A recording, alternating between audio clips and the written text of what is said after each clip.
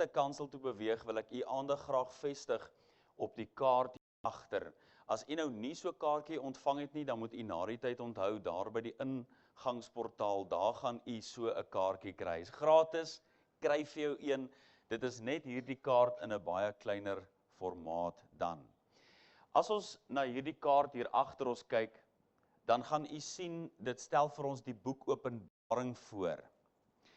Die boek Openbaring is nie so moeilik om te verstaan so sommige mense dit wil afmaak nie. Die boek Openbaring het 22 hoofstukke en word vir ons voorgestel deur hierdie groot boekrol aan die buitekant. Die rede hoekom mense partykeer nie die boek Openbaring verstaan nie, is omdat hulle nie die sleutel gebruik om die boek oop te sluit nie.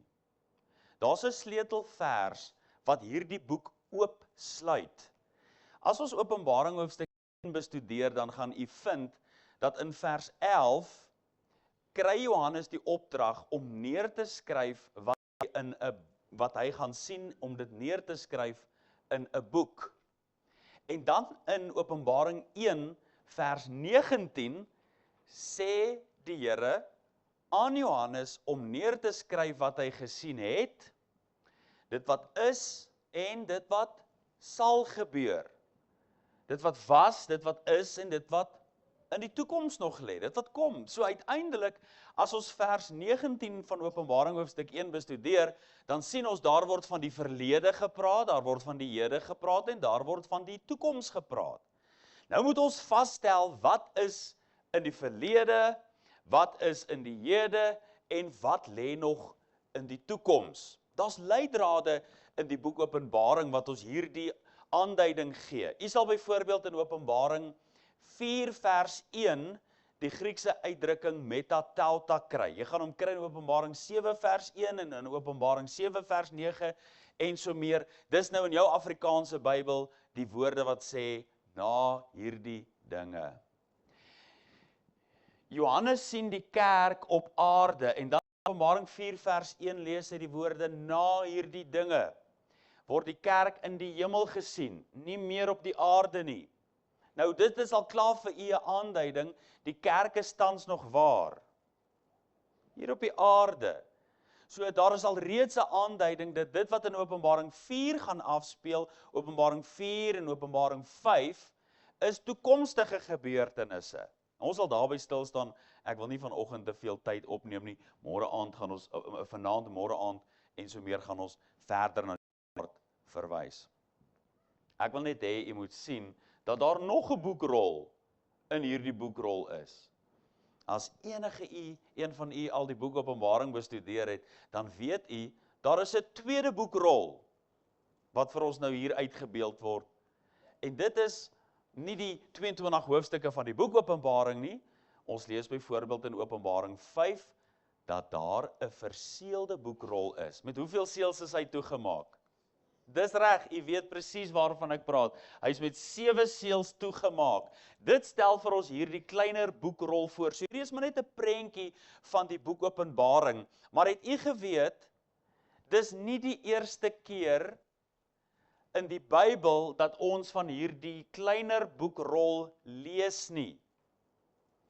Ons lees reeds van hierdie kleiner boekrol in die boek Daniël. Ek het die voorreg gehad om 'n paar jaar gelede, van u sal onthou, het ek hier 'n paar boodskappe uit die boek Daniël gebring. Want die boek Daniël is soos die Ou Testamentiese boek Openbaring. Maar nou lees ons van hierdie boekrol in Daniël 10, 11 en 12. Daar is 'n besending engele uit die hemel en hulle kom om 'n boodskap te bring en die inhoud van hierdie boek is Daniël 11. As jy al ooit Daniël 11 gelees het, dan weet jy, dis een van die moeilikste boeke, hoofstukke in die Bybel. Maar dis die inhoud van hierdie boek, wat die Bybel in in Daniël 10, vers 21, die boek van die waarheid noem. En hierdie boek van die waarheid volgens Daniël 10 vers 14 bevat die inhoud van dit wat nog in die verre toekoms en veral oor Israel gaan plaasvind. So hierdie boek word die boek van die waarheid genoem. Nou Openbaring vanaf hoofstuk 6 tot hoofstuk 18 is vir ons die inhoud van hierdie boek, want wat het in Daniël 12 gebeur? As Daniël 11 nou die inhoud van hierdie boek is, dan gebeur dit dat daar in Daniël 12 vers 4 'n punt aanbreek wat Daniël vra, maar kan ek asseblief meer weet, want dis nou die inhoud van Daniël 11, hierdie boek se inligting. Daniël wil meer weet, maar wat word aan hom gesê? 2 keer word daar aan hom gesê, verseël die inhoud van die boek. Gaan lees gerus Daniël 12 vers 4. Daniël is so nuuskierig, ek meen, kom ons wees eerlik, ons sou ook so nuuskierig gewees het, om te weet wat in die toekoms gaan gebeur. Hy vra 2de maal, dan word daar 'n 2de maal in Daniël 12 vers 9 vir hom gesê, om die inhoud van die boek te verseël. En dan lees ons van 'n boek, wat met 7 seels verseël is, in die boek Openbaring. Het jy al ooit 'n film gekyk, en dan hier aan die einde, of 'n series, dan hier aan die einde, dan staan daar, to be continued. Hierdie kleiner boek, is die to be continued, van Daniël 11. Daniël 12 wil hy meer weet, dit word uiteindelik eers aan Johannes geopenbaar, op die eiland Patmos. Maar ons sal by vanaand se geleentheid, nog 'n bietjie verder daaroor praat.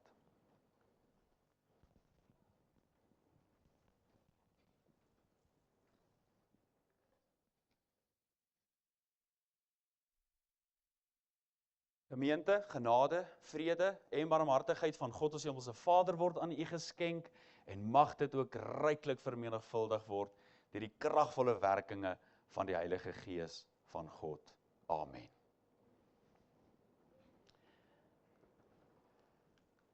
U vind ons skriflesing by die geleentheid uit 1 Tessalonisense die 5de hoofstuk, 1 Tessalonisense hoofstuk 5.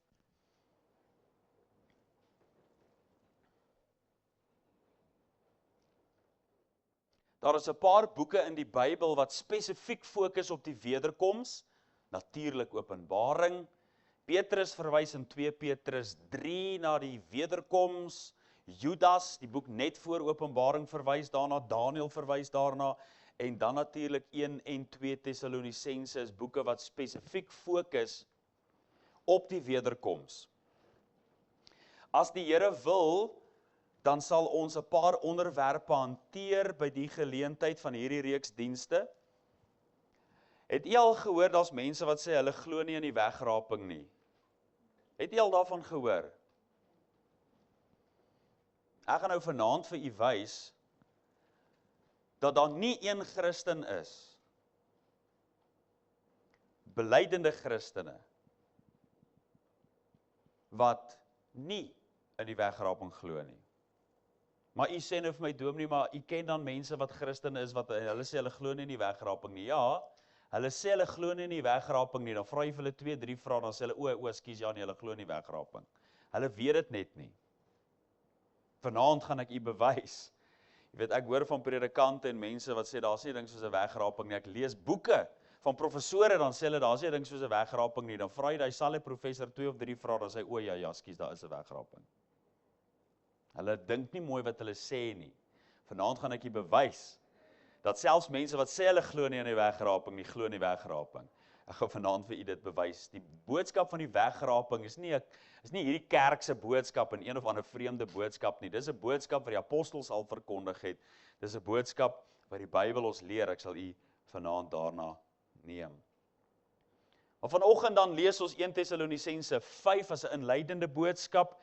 Ons lees daar, maar oor die tye en geleenthede, broeders, het julle nie nodig dat aan julle geskryf word nie.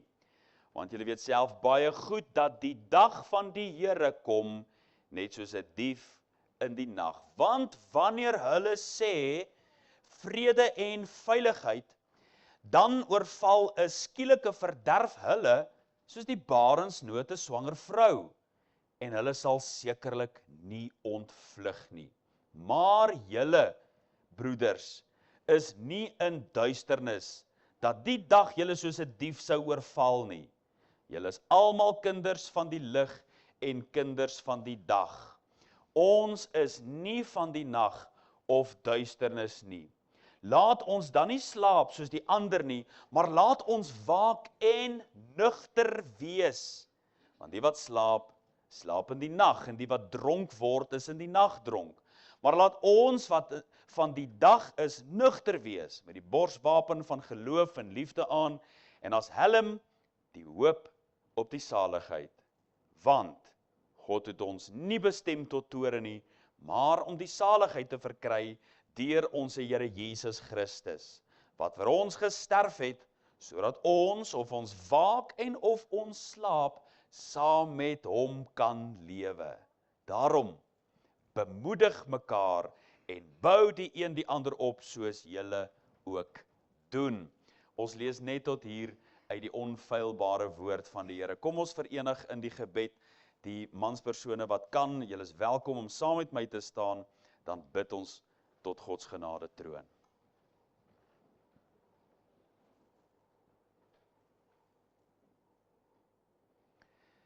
Hemelse Vader, ons buig vanoggend voor U, die alleen wyse God, aan wie toekom al die eer en al die aanbidding van ons harte.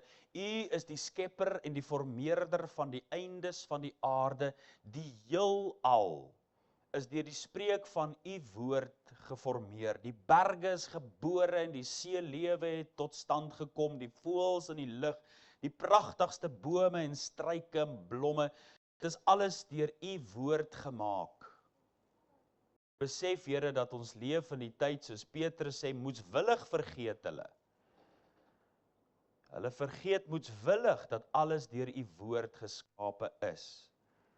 U is die soewereine God wat alles in U hand hou en daar is niks wat buite U raad en buite U wil beweeg nie. En ons kom as gemeente om vanoggend voor U laag te buig, ons hulde aan U te bring, ons lof en ons aanbidding. Ons kom, Here, om die rusdag in U teenwoordigheid te vier. Hierdie opstandingsdag, die dag wat ons herinner aan Christus se opstanding uit die dood, dat as ons saam met hom gesterf het, ons ook so in 'n nuwe lewe kan wandel. Baie dankie, Here, vir elke een in hierdie diens wat al gesterf het, sodat die wedergeboorte in hulle kon plaasvind en hulle saam met Christus kan lewe. Vir elke broeder en suster in die geloof wat al weergebore is, wat by daardie dag van redding uitgekom het, waar hulle saam kan sing, I once was blind, but now I see. I once was lost, but now am found. Dat U die lewe in hulle gegee het. As iemand in Christus is hy 'n nuwe skepsel, leer U woord. Ons dank U, Here, vir elkeen se geestelike pad, oor die jare, die heiligmakingsproses wat U mee besig was en is. Maar Here, so bid ons ook vir mense wat dalk in hierdie diens sit, vanoggend, wat nog nie die vreugde van U heil ervaar het nie, wat nog nie gered is nie, wat vreesagtig is, wat bang is vir die dood, vir die hiernamaals, wat nog nie daardie blye versekering dat Jesus hulle sin is nie, in hulle lewe ervaar het nie.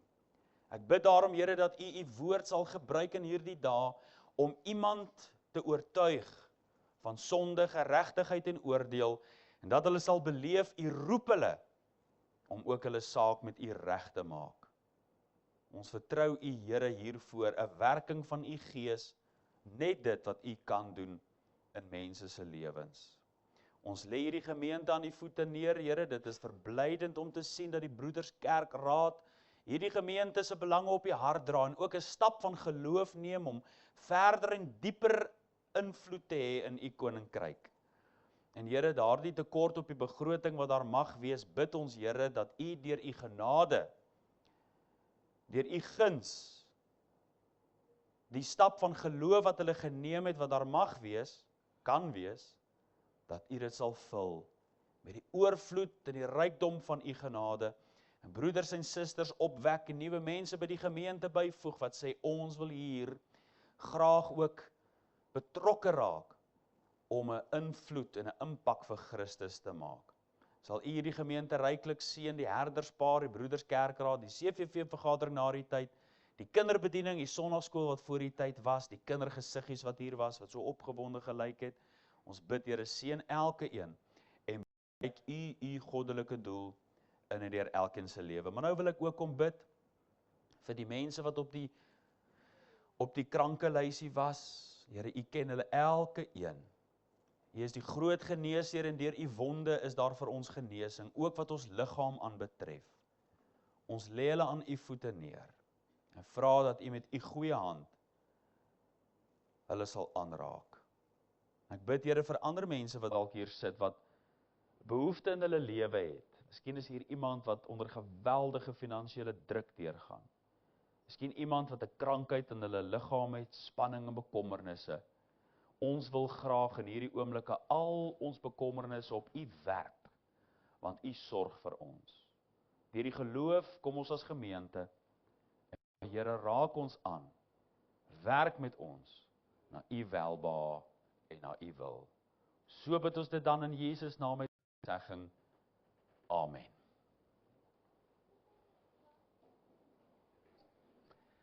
Liewe broeders en susters, die 4de vers in ons geleesde gedeelte maak melding van die feit dat ons nie in die duisternis is nie. Ons is nie van die nag soos andere wat in die nag dronk word nie. Ons het uiteindelik lig. En die vraag is, watter lig is dit hierdie wat ons tot ons beskikking het, dat ons nie soos die ander is wat in die duisternis is nie. U sien, want dit wat môre gaan gebeur, en dit wat in hierdie week vir ons voorlê, weet ons daarvan niks nie. Ons weet nie wat die dag van môre inhou nie.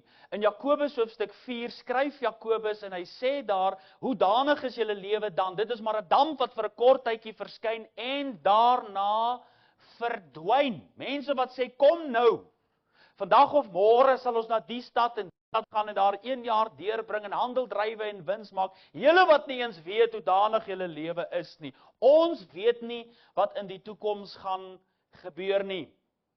Jy weet wat, my liewe broeder en suster, die antwoord oor die toekoms lê nie in die teeblare nie. Dit lê nie in die huisgenoot se sterrekyk of in een of ander sterrewigelaar wat nou met die planete te doen het om vir jou te sê wat môre of ooremôre gaan gebeur nie. Die antwoord lê nie in een of ander vrou wat in die kristalbal kyk op die hoek van die straat in een of ander gypsy karavaan nie. Daarin is geen antwoorde nie. Die antwoorde lê nie in mense se bespiegelinge oor wanneer die wederkoms gaan plaasvind nie. En daar is mense wat vandag dag en datum daaraan wil koppel en allerhande opspraak wil maak hieroor. Weet jy wat, hoekom? Dit is omdat sulke mense glo, God gee nog buite Bybelse openbaringe. Is omdat sulke mense glo, die openbaring van God is nie genoegsaam nie. Daar is nog buite Bybelse openbaringe. Dit is die rede, hoekom mense allerhande voorspellinge maak, terwyl die Bybel ons leer in Matteus 24 vers 36, net die Vader wat in die hemel is, ken die uur. Daar is maar net een betroubare bron, my liewe broeder en suster, vriende, wat ons kan help om die donker toekoms in te sien, en dit is God se woord. Dit is die profetiese woord wat baie vas is, waarop ons tog moet ag gee, soos op 'n lamp wat in 'n donker plek skyn. Hoekom? Want die opening van God se woord bring lig, sê Psalm 119 vers 130. Is dit nie Psalm 119 vers 105 wat sê God se woord is lig? Dis die woord. Dit is die enigste anker wat ons het om die onsekere toekoms binne te beweeg oor dit wat nog moet gebeur en dit wat nog moet plaasvind. In hierdie gedeelte wat ons gelees het, sê Paulus, die tye en die geleenthede kom ons nie toe om te weet nie. Dink byvoorbeeld aan Handelinge 1 vers 7, net voordat die hemelvaart plaasgevind het, het die Here Jesus dit ook vir sy disippels gesê, dat die tye en die geleenthede kom hulle nie toe nie. Maar die vraag is, beteken dit, as ons nie die dag en die datum ken nie, beteken dit, ons is in die duisternis? Nee, ons is nie in die duisternis nie.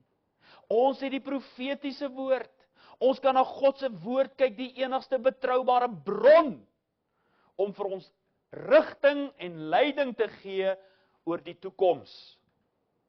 Ons lees byvoorbeeld in 1 Korintiërs 10 vers 11, dat ons is die geslag op wie die eindes van die eeue gekom het. Ons lees in Jakobus 5 vers 8, dat die wederkoms van die Here Jesus is naby. Ons lees in Romeine 13 vers 11, dat die wederkoms van die Here Jesus, die saligheid is nou nader, as toe ons gelowig geword het. Daar is leidrade, daar is rigting in God se woord. In Matteus hoofstuk 16, sê die Here Jesus vir die skrifgeleerdes en die fariseërs, julle kan die weerspatrone onderskei. Julle weet om te weet, môre gaan dit mooi weer wees, of ooremôre gaan daar donder weer wees. Die weerprofete. Die Here Jesus sê, as julle in die aandlig kyk, en julle sien dat dit rooi in die namiddag is, dan weet julle die volgende dag kom daar mooi weer. Die Here Jesus sê in Matteus 16, en as dit donkerrooi is, dan weet julle die volgende dag kom daar onweer. Julle onderskei in die weerpatrone, maar kan julle nie die tekens van die tye onderskei nie? Met 'n paar hoofstukke verder, in Matteus 24, gebruik die Here Jesus weer 'n prentjie. In Matteus 24 dan sê hy, kyk, let op die vyeboom. As sy takkie al sag geword het en die blare uitbot, dan weet julle die somer is op hande. Dit is soos ons hier in September maand, dan ruik ons die bloeisels in die lug. Ons hoor die Europese voeltjies land weer hier in Suid-Afrika. Hulle het teruggekom, hulle is besig met hulle migrasiepatrone. Hulle kom hier aan, die somer is op hande, die winter is ten einde. Soos wat ons die natuur dophou, soos ons hierdie verskynsels raak sien en weet dat die somer op hande is, net so is daar sekere bewyse in God se woord wat maak dat ons weet wanneer Jesus se wederkoms naby is. Dominee Lambert van Sittard het gesê, as jy met die Bybel in die een hand en die koerant in die ander hand staan, dan weet jy, Jesus se wederkoms is naby. Wanneer die wêreld gebeure dophou, hoor wat is in die nuus, kyk na die lewe op straat, en veral die toestand van die kerk dophou.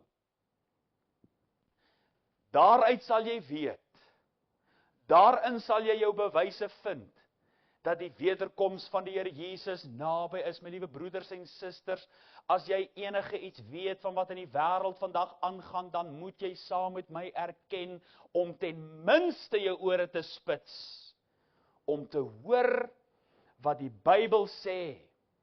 Dit wat in Israel op hierdie stadium gebeur, die kookpot in die Midde-Ooste, die jong Suid-Afrikaanse onder 19 kriketkaptein wat 'n paar jaar gelede afgedank is as kaptein van die Protea onder 19 span, omdat hy durf waag het om sy lojaliteit aan Israel tentoon te stel.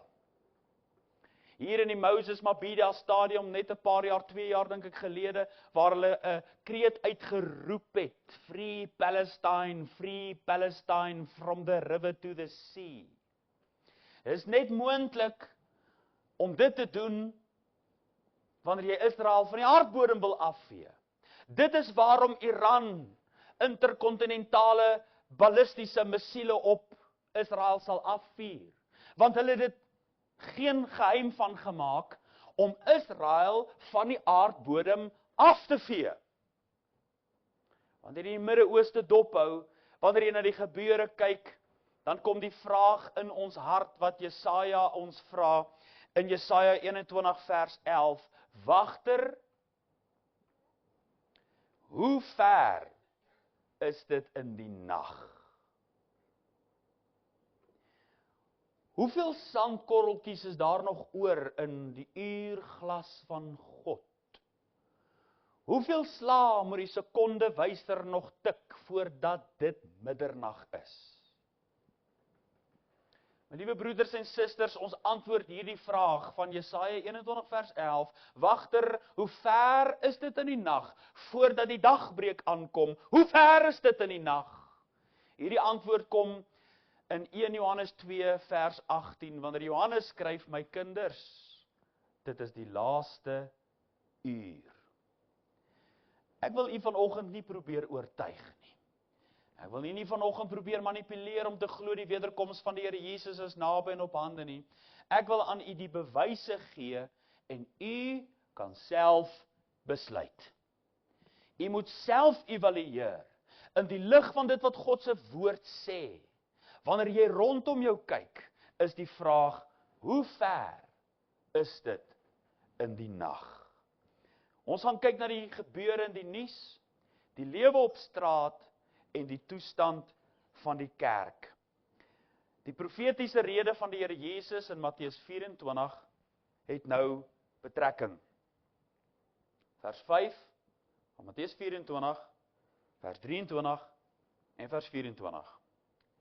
Die Here Jesus sê daar in vers 5, want baie sal onder my naam kom en sê, ek is die Christus, en hulle sal baie mense mislei. Dan vers 23, vers 24 van Matteus 24, as iemand dan vir julle sê, kyk hier is die Christus of daar, moet dit nie glo nie, want daar sal valse Christusse en valse profete opstaan, en hulle sal groot tekens en wonders doen, om, as dit nodig moontlik was, ook die uitverkorenes te mislei.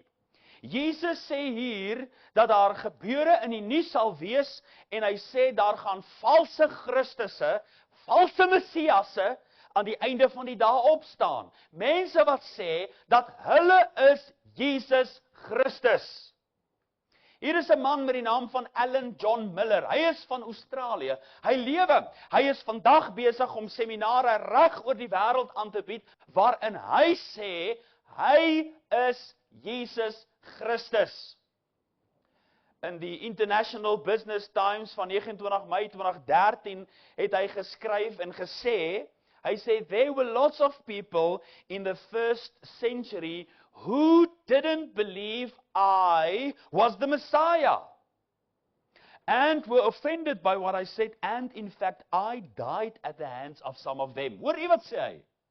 Hy sê, hy is die man wat 2000 jaar gelede gesterf het aan die kruis. Hy is die man wat geleef het, omdat mense nie geglo het, hy was toe die Messias nie, het hulle hom doodgemaak, en nou is daar mense selfs vandag nog wat glo, hy is nie die Messias nie.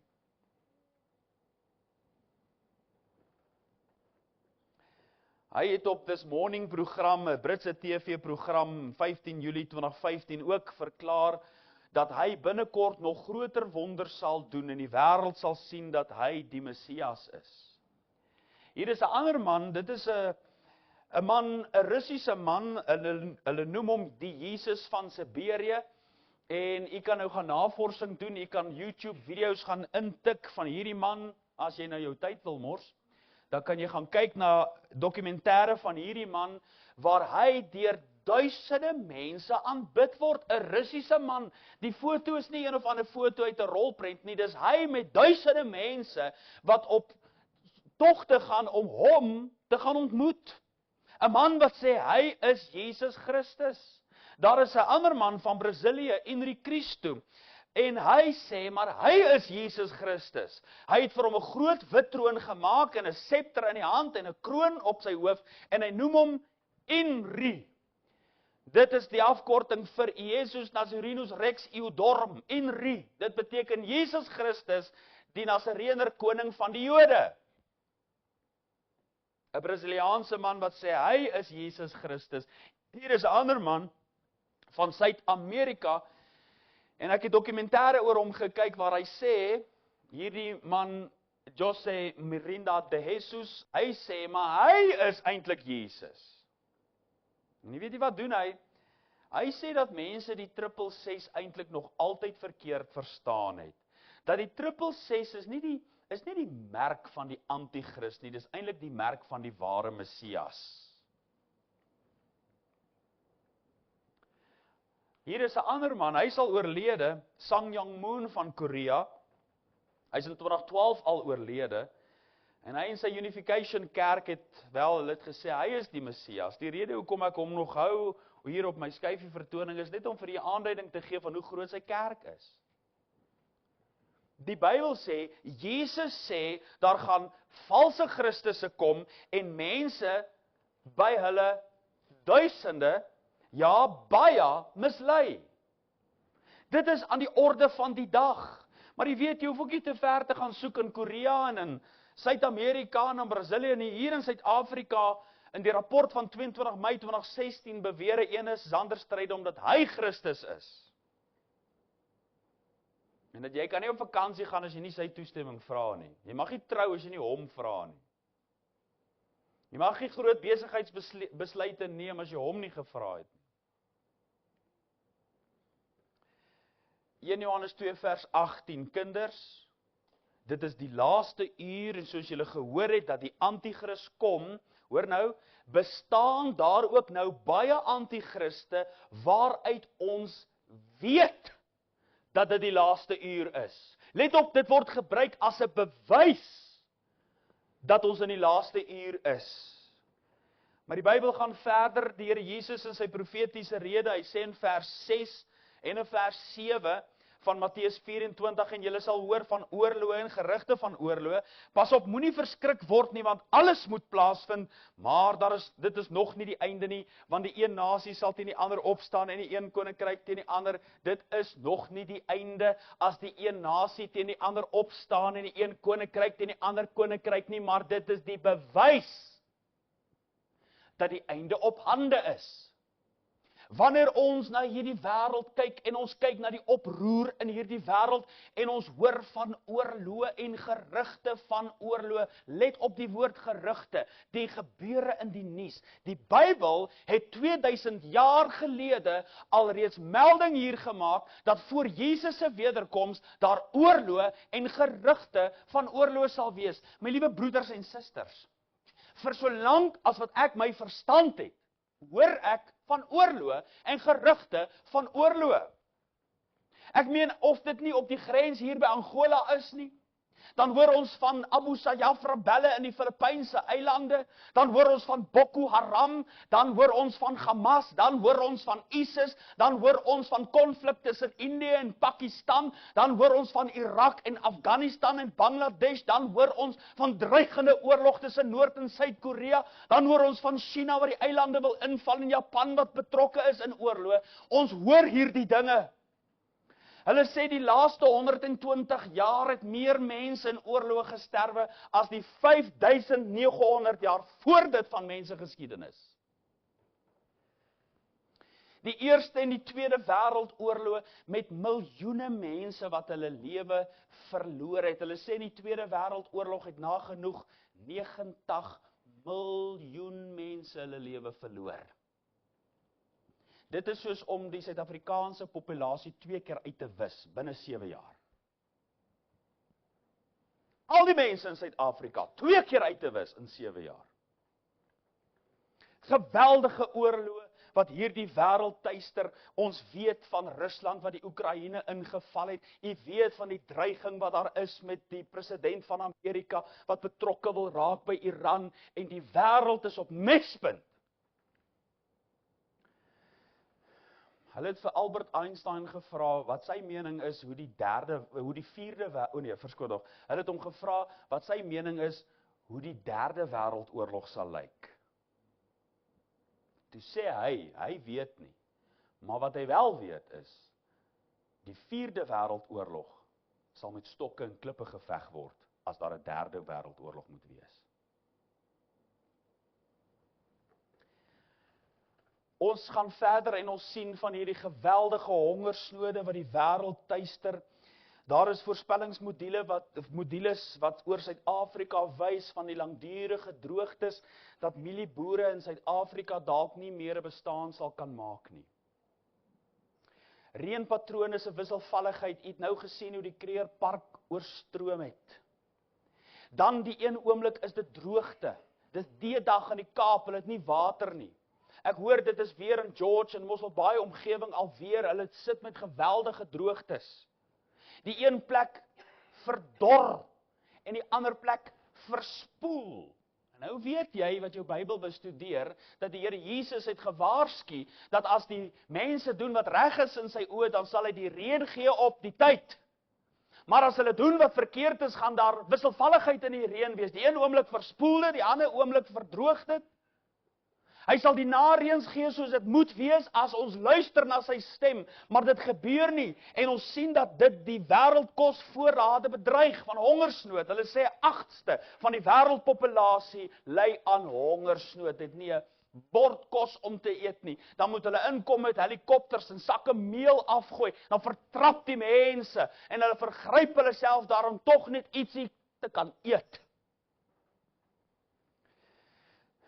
Ons praat hier van nagenoeg, my liewe vriende, in Afrikaans 1 miljard mense wat nie kos het om te eet nie. In Engels sal jy nou praat van 1 billion. 1 miljard mense wat nie kos het nie. Jy weet, as ons nou hier aan dink, 1 miljard sekondes terug, jy weet die regering, hulle spandeer miljarde rande, dan hoor ons van miljarde rande se bedrog wat gepleeg is. Ons verstaan nie regtig hoe groot daai bedrag is nie. Dit is net te groot vir ons breins om dit regtig te begryp. 1 miljard. 1 miljard sekondes terug was dit 1992. 1 miljard minute terug was dit hier so 100 na 120 na Christus, toe Justinus die martelaar nog op aarde geleef. 1 miljard sekondes terug, as jy hier in 1992, 1993 gebore is, dan is jy omtrent nou 1 billion seconds old. My liewe broeders en susters, daar is meer as 1 miljard mense. Ons praat van, in ander terme, 1000 miljoen mense. As die wêreldpopulasie 9 miljard mense is, 9000 miljoen mense, dan praat ons van 1000 miljoen mense wat omtrent nie kos het om te eet nie. Die Bybel sê, so sal dit wees voor die wederkoms. Dink aan die pestsiektes. Matteus 24 vers 7 sê pestsiektes. Daar is meer as 100 verskillende soorte kankers in hierdie wêreld en dit eis die lewens van nagenoeg 5 miljoen mense elke jaar. Daar is nie een van ons van die voor tot daar agter wat nie op een of ander manier geraak is of 'n familielid is of self wat al deur hierdie gevreesde woord kanker bedreig is nie. Elkeen van ons ken mense of het mense in die familie. Dit maai onder ons mens. Dan kry jy ander virusse, ander bakterieë. Hulle sê in Suid-Afrika sterf nagenoeg 48% van alle mense, direk of indirek as gevolg van die HIV-virus. Daar's ou siektes, dan is daar nog nuwe siektes. Ons praat van voëlgriep en varkgriep en Ebola en Zika en allerhande nuwe siektes. Dan is daar nog die ou siektes soos bosluiskoors en Kongo-koors en malaria. Het u geweet malaria, 'n muskiet in sy verskillende variëteite, nie net malaria nie, ander siektes wat ook deur muskiete oorgedra word, eis nagenoeg 725.000 mense elke jaar se lewens. 'n Muskiet is die grootste moordenaar op aarde. Sub-Sahara Afrika en die bedreiging wat malaria inhou, dat tot nog steeds 350.000, 400.000 mense elke jaar aan malaria sterf. Hondstolheid, 55.000 mense per jaar gemiddeld sterf aan hondstolheid. Het ek nodig om enigiets vir julle te sê van COVID? Of dit nou in 'n laboratorium vervaardig is of nie, die feit van die saak is, nagenoeg 7 miljoen mense het hulle lewens verloor, waarvan baie van u wat hier sit, vriende en familie het wat ook gesterf het in die COVID-tyd.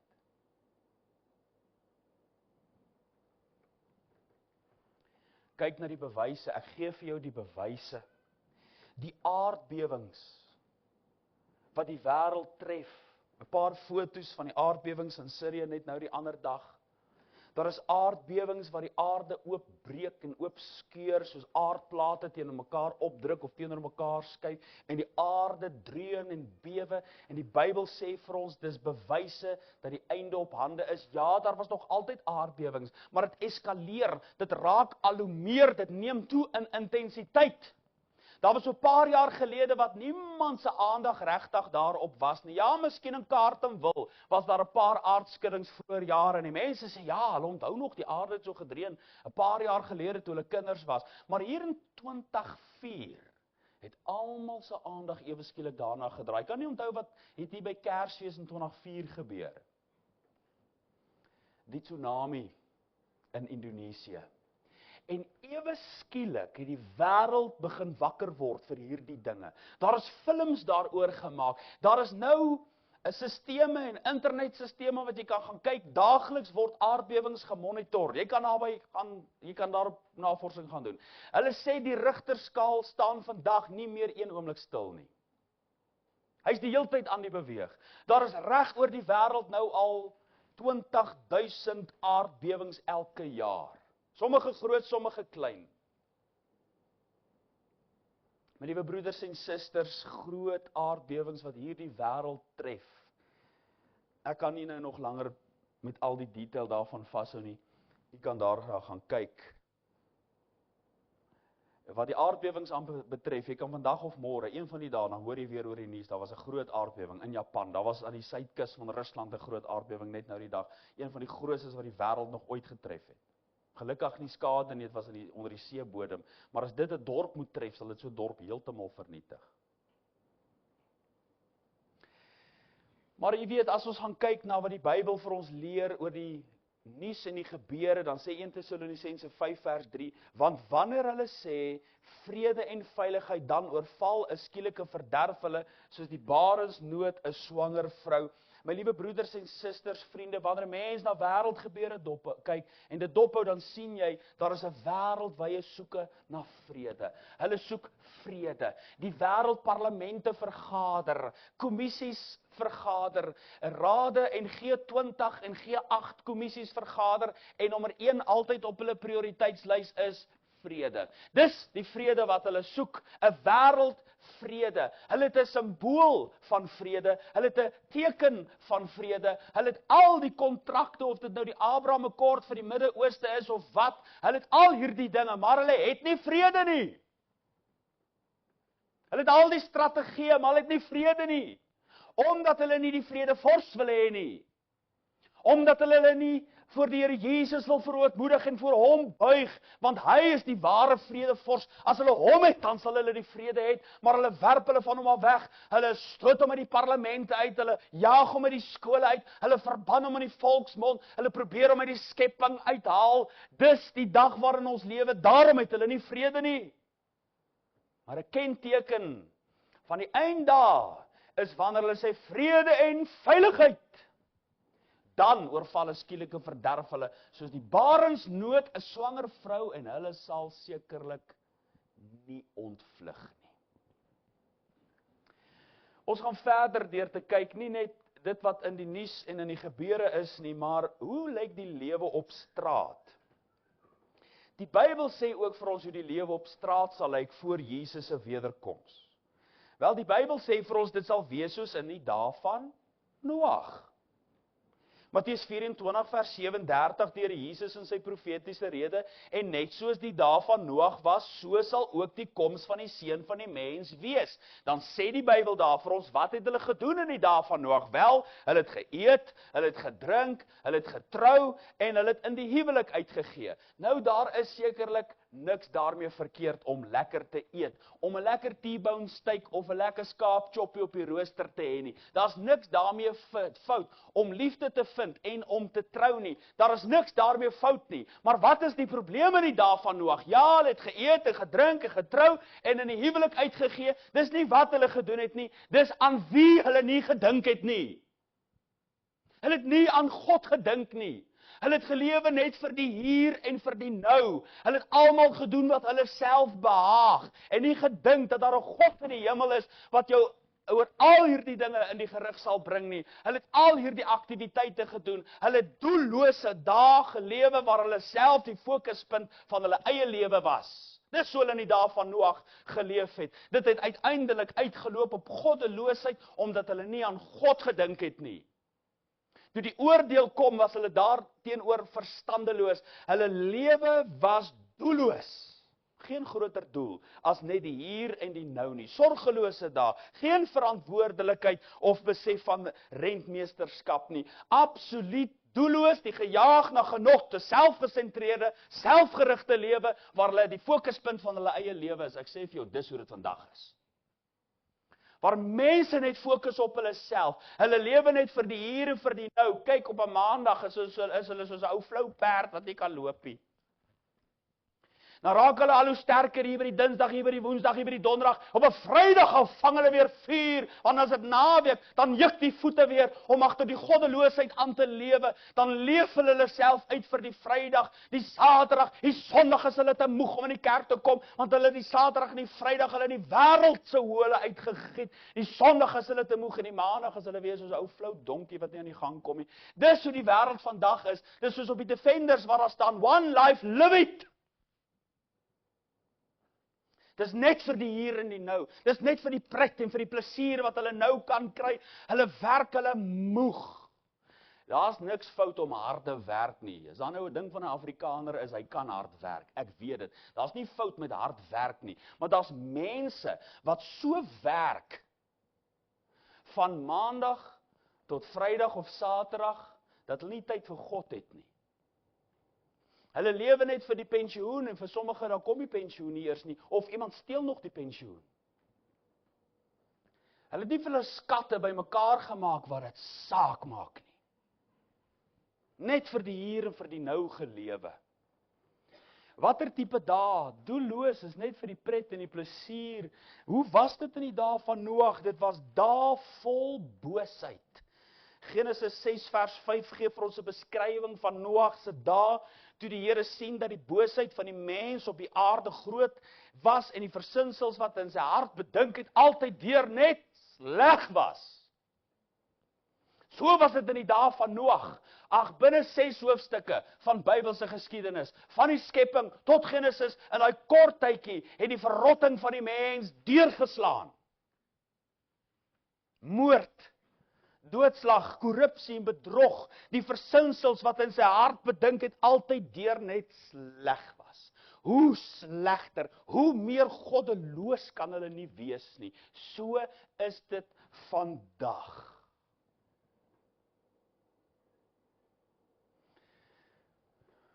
Wat gaan aan in iemand se kop om 'n ou tannie aan die kombuis sitplek vas te bind met toue en haar met 'n strykyster te brand?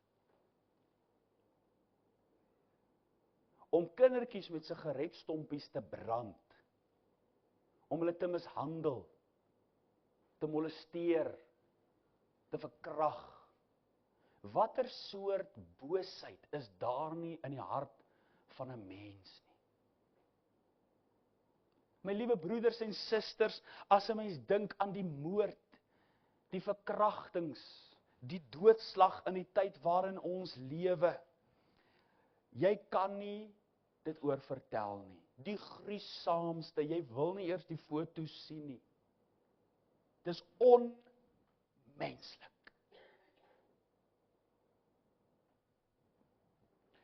Hoe sal die lewe op straat wees? Wel, die Bybel sê vir ons spotters. Spotters sal kom. Daar by die Olimpiese spele net nou die dag, spotters. Hulle lag, hulle spot met God en sy gebod. Hulle maak 'n grap daarvan. Ag, waar is die teken van sy wederkoms? Want vandat die vaders ontslaap het, bly alles dieselfde, sê hulle. Hulle spot en sê, julle preek, julle doen profete. Wat gaan aan met julle? Dis net mites en legendes. Hulle spot en sê, hoe kan hierdie dinge wees? Maar hulle sal met 'n skielike verderf oorval word. En dan sal die ligsinnigheid van hulle spottery blootgestel wees. Spotters, maar ook verstandeloos teenoor die oordeel. Hier is 'n man, Stephen Hawking, hy is ook al oorlede. Hy sê, I believe the simplest explanation is there is no God. Hoor wat sê hy, hierdie wetenskaplike. Hy sê, no one created the universe and no one directs our fate. This leads me to the profound realization that there is probably no heaven and no afterlife either. Hy sê, we have this one life to appreciate the grand design of the universe, and for that I am extremely grateful. Iemand het een keer gesê, jy kry mense, hulle raak so slim, dat hulle later nie meer agterkom hoe dom hulle is nie. Dit is jammer om te sê, maar die professor, nie baie breinselle tussen sy ore. As dit by ewige sake kom nie, as dit by ewigheidsdinge kom nie. Hoekom? Want in dieselfde asem as wat hy sê, daar is nie 'n God nie, sê hy, we must appreciate the grand design. Nou, wie is die designer? In dieselfde asem as wat hy sê, there is no afterlife, there is no heaven, nothing, no one directs our fate. In dieselfde asem gebruik hy die woord universe. We have this one life to appreciate the grand design of the universe. Die universe is 'n samevoeging van twee Latynse woorde, uni, wat een beteken, soos unitrans, uni is een en universe is 'n sinnetjie. Verse, jy lees 'n vers in die Bybel, universe. Ons bly in die universe. Wat is dit? In die eengesproke sinnetjie, en God het gesê. Dieselfde asem wat hy God ontken, sê hy, ons bly in die universe, ons bly in die eengesproke sinnetjie. Hoe was dit in die dae van Noag? Hulle was verstandeloos teenoor die oordeel. Ons lees byvoorbeeld in Matteus 24 vers 39, wat ook praat van die oordeel, hulle dit nie verstaan nie, voordat die sonvloed gekom het en almal weggevoer het, so sal ook die koms van die Seun van die Mens wees. Toe Noag vir 120 jaar gepreek het, het hulle dit nie verstaan nie. Hulle was verstandeloos daarteenoor, hulle het dit nie begryp nie, maar Mattie, toe die reendruppels begin val en die fonteine van die diepte oopbreek en die stortvloed reën neerkom, toe soek hulle uitkoms, maar daar was geen gewees nie, omdat hulle verstandeloos was. Die deur van genade is gesluit, so sal dit wees by die koms van die Seun van die Mens. As dit te laat is dit te laat. Maar vanoggend staan die deur van genade nog oop. Vanoggend word die wêreld nog geroep, deur Jesus sê, kom na my toe. Maar hulle is verstandeloos, hulle leef hulle lewens, hulle draai hulle hande na God, hulle keer hulle rug op God. Die Bybel sê nie net soos dit was in die dae van Noag nie, maar ook soos in die dae van Lot. In Lukas 17 vers 28, net soos dit ook gebeur het in die dae van Lot, hulle het geëet en gedrink, gekoop en verkoop en geplant en gebou.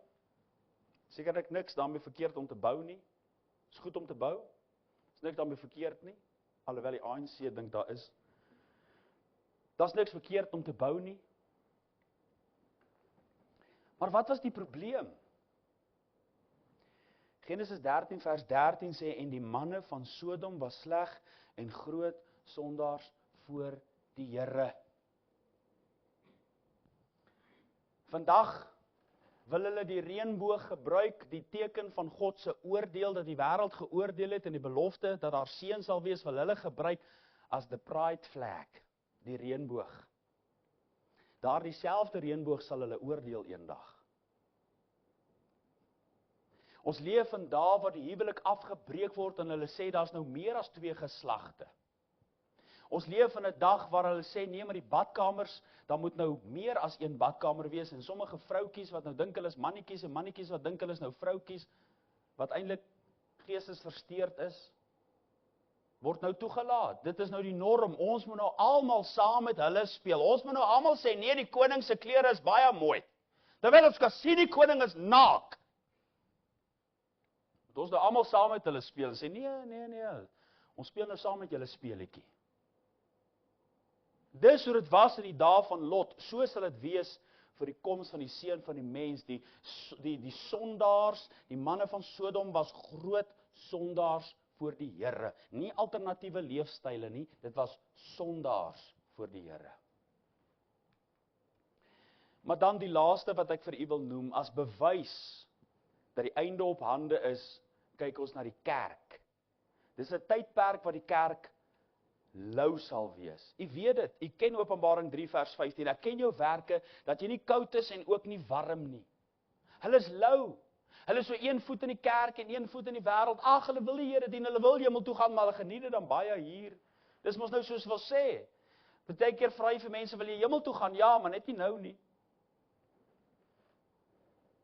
Openbaring 3 vers 17, want jy sê ek is ryk en het verryk geword, het hulle aan niks gebrek nie. Dis hierdie mense wat selfvoldaan is. Hulle is self so geestelik. Hulle is so geestelik, hulle is so spiritual. Maar eintlik is hulle verlore. Hulle dink hulle is geestelik, maar Openbaring 3 vers 17 sê, en jy weet nie dat dit jy is wat elendig en beklaanswaardig en arm en blind en naak is nie. Dis die probleem van ons dag, dat mense nie besef wat die toestand van hulle eie hart is nie, maar die ergste van dit alles, die louheid daarvan, die vervallenheid en die verdorwenheid daarvan is een ding, maar die grootste probleem in die kerk vandag is dat Jesus buitekant staan. Dit sê Openbaring 3 vers 20 aan die kerk van Laodicea, daar staan, ek staan by die deur en ek klop. As iemand my stem hoor en die deur oopmaak, sal ek ingaan na hom toe en saam met hom maaltyd hou en hy met my. Dit is die probleem met die kerk van vandag. Ek praat in die algemeen, dat Jesus is buitentoe geskuif.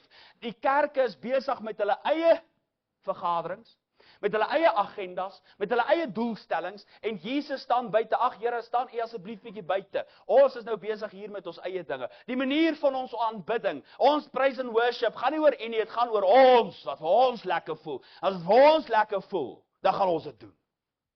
Maak nie saak of dit vir God aanvaarbaar is nie, solank dit net vir ons aanvaarbaar is. Die besluite wat op synodes geneem word, dat selfs vandag in kansels, homoseksuele persone nou al kan staan. Dit gaan nie oor God nie, gaan nie oor sy gebod nie, dit gaan vir die mens en die menseregte. God is uitgeskuif, uitgerangeer, uit sy eie kerk uit. Hy sê in die laaste dae, gaan hy buite sy kerk staan, klop om in te kom. My liewe broeders en susters, jou nekhare sal rys as jy weet van alles wat in kerke vandag aangaan. A.W. Tozer het gesê, a whole new generation of Christians has come up believing it is possible to accept Christ without forsaking the world. Hulle dink is moontlik, om Jesus aan te neem as verlosser en saligmaker, maar hulle hou die wêreld hier in hulle hart. As jy dink aan die leerstellings van duiwels wat aangehang word, onthou nou dieselfde vers wat ons gewaarsku het teen valse Christusse, waarsku ook teen valse profete, wat aan die einde van die dag gaan opstaan, Matteus 24 vers 24, want daar sal valse Christusse en valse profete opstaan. En dan die 2 verse wat ek weet, u ken goed, 1 Timoteus 4, maar die Gees sê uitdruklik, dat in die laaste tye sommige van die geloof afvallig sal word, en verleidende geeste en leringe van duiwels sal aanhang. Deur die gefeinsdheid van leenaars wat gebrandmerk is in hulle eie gewete. My liewe broeders en susters, die Bybel sê dat mense voor Jesus se wederkoms afvallig gaan word. Verleidende geeste en leringe van duiwels gaan aanhang. Het jy al ooit in jou Bybel verder bietjie gelees in 1 Timoteus 4 vers 3 vers 4 vers 5? Het jy al ooit verder gelees wat hierdie verleidende geeste in mense se harte gaan werk? Wat hierdie duiwelse leerstelling sal wees? Weet jy wat is die eerste een wat hy noem? Weet jy wat is dit? Saam bly, dat jy nie nodig het om te trou nie. Gaan lees jou Bybel. Dit staan daar in jou Bybel. Die duiwel gaan aan die einde van die dag mense motiveer en aanmoedig om nie te trou nie. Verbied om te trou. Dis die woorde wat in die ou Afrikaanse vertaling daar staan. Hy wil nie hê mense moet trou nie, want die huwelik is die beeld van Christus se verhouding met sy kerk. Aan die einde van die dag gaan hy sê, nee, bly sommer saam. Dis die dag waarin ons lewe. Mense trou nie, soos Dr. Henny Prinsloo altyd gesê het, sommer net so nam, hulle bly sommer net saam. Hulle slaap buite die eg saam, hulle hoereer. Luister man, mense sê, as jy nou saam geslaap het, dan is jy nou in God se oë getroud. Jy's nie in God se oë getroud as jy saam geslaap het voor die huwelik nie. Jy's 'n hoereerder in God se oë. Nie getroud nie. Moenie bedrieg wees nie. Maar jy kan dit bely. en jy kan dit laat staan. En jy kan rein voor die Here weer staan. Maar nou kyk ons na leerstellinge van duiwels wat vandag plaasvind, buiten dit wat nog daar genoem word op ander plekke in die Bybel. Mense wat gemanipuleer word in massa-hipnose, mense wat val in die gees en lag in die gees en omslaan en rondruk in die banke van die kerk en dan sê hulle, "O, die gees van die Here is hierso." Dis nie die gees van die Here nie. Daar in Springs gemeente sê die rekenmeester vir my pa, daar's kerke in Springs, nou daai jare is nou 'n paar jaar gelede, baie doen dit al, op ander plekke natuurlik ook. Hy sê vir my pa, die suurstofrekening van 'n paar kerke is geweldig hoog. My pa vra die suurstofrekening van kerke, wat doen hulle met die suurstof? Nee, hulle pomp die suurstof deur die airconvents in. Deur die lugversorging. Pomp hulle suurstof in. Dan laat dit die mense in die kerk goed voel. Hierdie suurstof kom in, hulle het hierdie hoogte, hulle stap daar en sê, "Wow, die Here was hier, dit was amazing." Dis nie die Here nie, dis die suurstof wat hulle jou mee gemanipuleer het. Jy stap by daai kerk uit, volgende week sê, "O, ek moet weer daar by daai kerk uitkom. Daar's die gees van die Here. Ons moet weer 'n bietjie daar uitkom." Meanwhile, manipuleer hulle jou deur suurstof deur die aircons in te pomp. En volgende week soek jy dit weer en jy soek dit weer. Hulle maak nie eens die Bybel partykeer oop nie, maar die gees van die Here is daar, sê hulle. My liewe broeders en susters, leerstellinge van duiwels, ek wil nie nou nog langer ophou met al die goed nie, ek gaan nie nog lank besig hou. Daar is 'n klein godteologie vandag, waar mense sê, jy word nou God. Daar is Paul Crouch en Kenneth Copeland en Creflo Dollar, hulle het op 'n stadium gesê, kom ek hou vir u voor wat Creflo Dollar gesê het, hy sê, "I'm going to say something, we are gods in this earth, and it's about time we start operating like gods instead of a bunch of mere powerless people." Dis presies wat die wêreld vandag aangebied word, deur die kerk, die baadjie van godsdiens. Sê hulle nou vir mense, jy kan nou vandag God word. Dit is op TBN, dis die boodskappe wat verkondig word, jy kan nou soos God wees, nie net soos God wees nie, jy is eintlik God, sê hulle vir jou. Wie se boodskap is dit? Dis die duiwel se boodskap. Dis die boodskap wat die duiwel aan Eva verkoop het. As jy van daai vrug weet, God weet dat jy soos hy sal wees. Nou is daar predikers vandag wat die duiwel se boodskap in die kerk aan verkondig en nou sê mense, "Wow, dis nou wonderlike goddelike boodskap." Dis nie 'n goddelike boodskap, dis 'n duiwel se boodskap. Om te glo jy kan God wees. Dis wat hulle vandag verkondig, die hoofstroom boodskap op uitsaai netwerke soos TBN en so meer. Jy weet, ek het al een keer, ek sê dit nou tong in die kies, ek het al een keer so by 'n bidtuur geleentheid vir die senior burgers gesê, ek dink nie daar bestaan vandag valse profete en valse leraars nie. Maar die ooms en die tannie se oë gaan net so groot, hoe kan ek so iets sê? Ek sê nee, want elke keer as ek sê, daai ou op TBN is 'n valse profeet, dan is daar mense wat sê, nee dominee, nie daai man nie. Nee dominee, nie daai vrou nie. Lyk dit my, daar is dan nie. Want as jy hulle begin uithou en uithaal, dan sê hulle, nee dominee, daarom nie daai ou nie, daarom nie daai vrou nie. Wie is dit dan? Dis hierdie mense wat vir ander mense vertel, hulle kan soos God wees. Dat hulle God kan wees. Verleidende geeste en leringe van duiwel sal aanhang. Maar die Bybel sê ook, en daarmee maak ek klaar, swaar tye vir die kerk. Kyk na die bewyse. 2 Timoteus 3 vers 1 tot 15, maar weet dit dat daar leraars, weet dat daar in die laaste dae swaar tye sal kom, want die mense sal liefhebbers van hulle self wees, geldgieriges, grootpraters, trotsaards, lasteraars, ongehoorsaam aan hulle ouers, ondankbaar, onheilig, sonder natuurlike liefde, onversoenlik, kwaadsprekers, bandeloos, wreed, sonder die liefde vir die goeie, verraaiers en roekeloos en verwaand, meer liefhebbers van genot as liefhebbers van God, mense wat 'n gedaante van godsaligheid het, maar die krag daarvan verloon. Mense is in die tyd waarin ons lewe, jy weet dit, ek hoef dit nie vir jou uit te spel nie, meer liefhebbers van genot as liefhebbers van God. Dit is soos die man wat by Dominee Dani van Rensburg gekom het en gesê, Dominee, bid asseblief vir my vir 'n boot. Dat die Here vir my 'n boot sal gee. En Dominee Dani dink wel, ons kan saam die Here daarvoor vertrou. En uiteindelik kry daai man sy boot en nou is hy elke dag op die Hartbeespoortdam as hy 'n kans kry en nou sit hy sy voete in die kerkie. Want as hulle by God gekry het wat hulle wil hê, dan is hulle meer liefhebbers van genot as liefhebbers van God. God is net die middel tot doel vir hulle. God is net daar wanneer dit swaar gaan, wanneer ek siek is, dan moet God antwoord. Wanneer ek in 'n verknorsing is, dan is God die spaarwiel wat gebruik moet word sodat ek kan kry wat ek wil hê.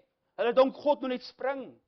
Meer liefhebbers van genot. En as die predikant durf in die kerk iets sê waarvan hulle nie hou nie, dan ruk hulle kuite op dat hulle rugspas mag kry, dan spring hulle oor 'n 6 voet muur na 'n ander kerk toe, want hulle is liefhebbers van genot. Hulle soek vir hulle predikers om hulle in die gehoor te streel, wat net wil sê wat hulle wil hoor. Ek weet van predikante in die Kaap wat voor die Menseregte Kommissie gedag is, omdat hulle dit durf waag het om te sê, dis goed om jou kinders 'n boude warm te maak as hulle stout is. Swaar tye vir die kerk. My liewe vriende, dankie Dominee John Rick vir daai gawe woorde. Ek was nou die dag in Stellenbosch. Jou hare sal rys as jy sien wat daar aangaan. Onder die teologiese studente, daar sit 'n meisietjie langs my, sy kry ook haar meestersgraad. In die 5 sinne wat ek met haar gepraat het, het sy elke moontlike denkbare vloekwoord gebruik. Sy kan nou gelegitimeer word om 'n predikant te word. Jy kan dit nie glo nie. Die vieslikste, die vuilste taal wat uit hulle monde uitkom. Ek sit baie keer daar op Stellenbosch in die biblioteek en studeer ek, dan is dit nou toepstil. Dan kom daar manne in, dan vloek hulle soos matrose, dan dink ek nee, dis seker nie teologiese studente nie, dis seker maar iemand wat vir 'n vriend kom kuier. Dan tel hulle 'n boek of 2 so op en sê hulle, "Oh, Ecclesiastes, yes, this is a very good book." Dan weet hulle presies, dis teologiese studente, hulle praat so vuil. Dan môre gaan daai ou in 'n kansel staan en preek. Dan vra julle, hoekom gaan dit in die dag waarin ons lewe so? Waarom loop die kerke leeg? Dan sê hulle, maar dis nou die mense wil nie meer kerk toe gaan nie. Luister, die mense wil kerk toe kom, maar die predikante moet hulle tot God bekeer. Dis die probleem. Hulle hou hulle besig met allerlei dinge van menseregte en sosiale resepte en sopkombuiste, maar hulle kom nie by die evangelie, die krag van God tot redding uit nie. My liewe vriend, my liewe vriendin, ek het vanoggend vir jou net die bewyse voorgehou. Die nuus, die gebeure, die hongersnode, die pestsiektes, die aardbewings, die valse Christusse, die soeke na wêreldvrede.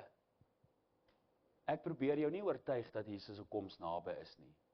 Ek probeer vir jou sê, kyk na die bewyse en antwoord die vraag jouself. Die lewe op straat, doellose dae, waar mense net lewe vir die hier en vir die nou. Hulle dink nie aan God nie. My liewe broeders en susters, die toestand van die kerk, oor die algemeen, waar mense Christus uitskuif, die hoof van die kerk staan buite. Ek dank die Here vir gemeentes in 'n dorp, wat nog die Here dien en vashou aan sy woord. Maar dit is nie meer die norm nie. Kyk na die skrif aan die muur en sien raak dat die einde op hande is. Die Here Jesus kan enige oomblik sy kinders kom haal. Die vraag is, gaan jy agterbly of kom jy saam? Het jy daardie vrede in jou hart, dat as Jesus nou moet kom,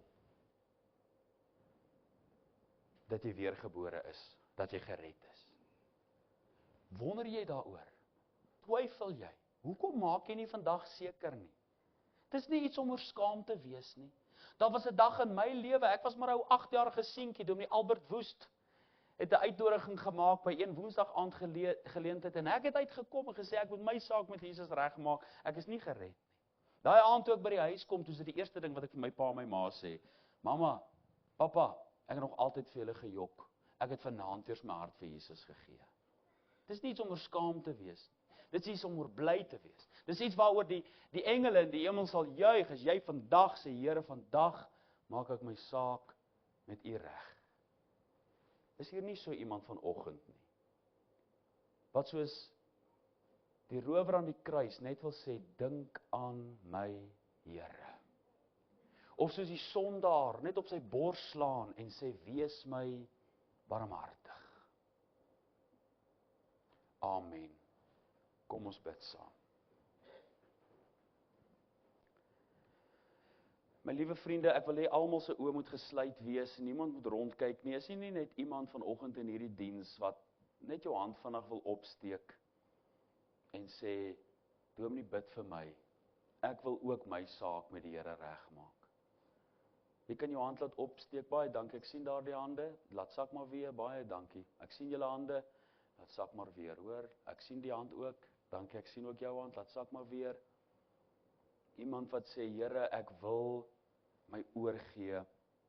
Miskien op hierdie stadium weet jy nie eers wat gaan, ons het nou is, ons weet nie eers wat in die volgende 10 minute gaan gebeur. Jy weet nou nie wat gaan gebeur, maar jy weet net een ding, jy wil jou saak met die Here regmaak. Kom ek bid vir julle. Hemelse Vader, baie dankie vir hierdie klompie hande wat opgegaan het, van mense wat sê, dink aan my Here.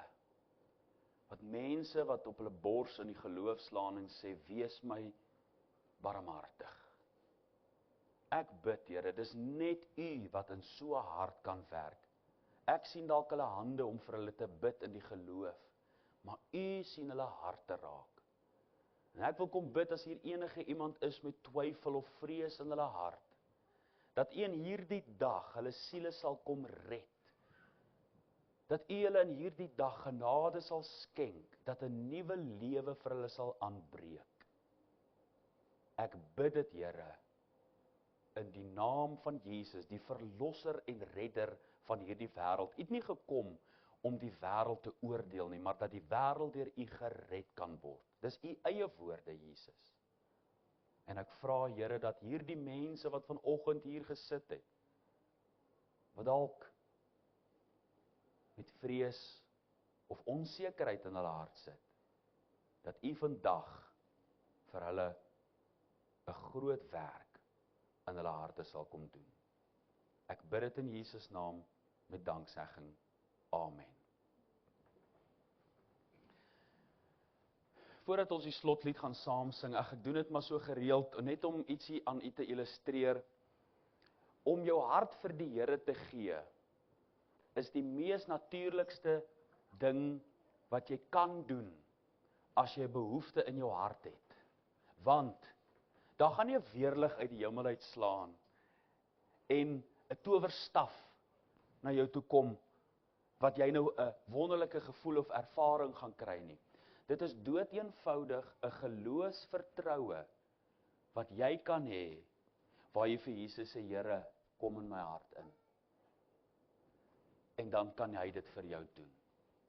As jy bereid is om jou sonde te bely, en jou daarvan te bekeer, dan kan Jesus jou siel red. Daar agter sulke stap vir stap boekies. Ek het van hulle hier voor by my ook. Jy is welkom om van hulle te kry. Raad vir die soekende siel. As jy vanoggend hier sit, en jy is nie seker of jou saak met God reg is nie, wil jy nie vir jou so 'n boekie gaan kry, of hier voor by my, of daar agter. Dis net so enetjie, jy kan hom kry, jy kan hom gratis lees. My vrou is gered toe sy so 'n boekie gelees het. Sy het 'n boodskap gehoor van Dr. Henny Prinsloo, sy het hierdie boekie by die huis gaan lees, en die Here het haar siel gered. Maar daar kom 'n man in Brits, so groot boerseun na my toe, hy sê vir my, Dominee, hierdie ding van bekering werk nie. Ek het my baie al tot God bekeer, dit werk nie. Môre, dan sê ek maar weer dieselfde ou wat ek was, dit wil nie werk nie. Ek vra toe vir hom, sê gou vir my, het jy al ooit vir iemand gesê dat jy tot bekering gekom het? Hy sê nee, hy het dit nog nooit gedoen nie. Ek sê, nou gaan jy die week, dan sê jy vir iemand dat jy tot bekering gekom het. Daai volgende week kom hy terug na my toe. Sy gesig lyk sommer anders. Ek vra vir hom, het jy vir iemand gesê dat jy tot bekering gekom het? Hy sê, ja, Dominee, ek het dit gedoen. Ek sê, ek kan sien dat iets in jou gebeur, dat iets anderster gebeur. Hoekom? Ek sê, die Bybel sê, met die hart glo ons tot geregtigheid, en met die mond bely ons tot redding.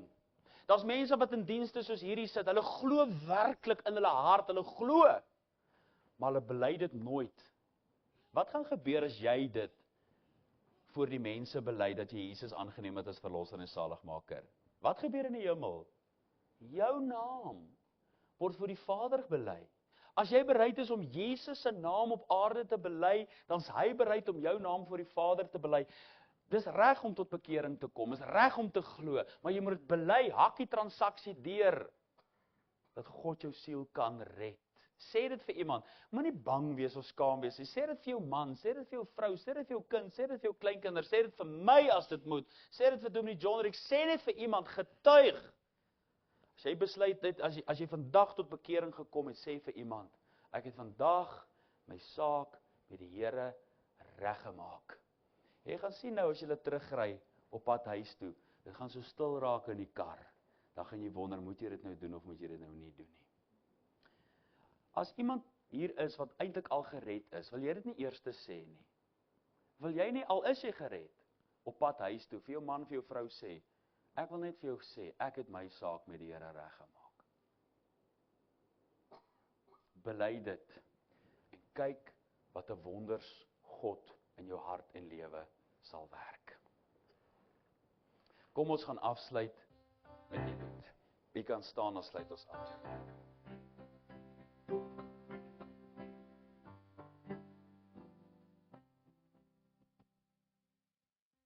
Soos ek geskeen naby, alleen die bloed geskond in my, het trek tot die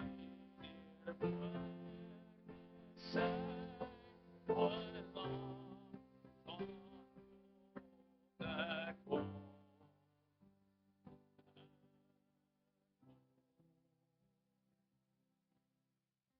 So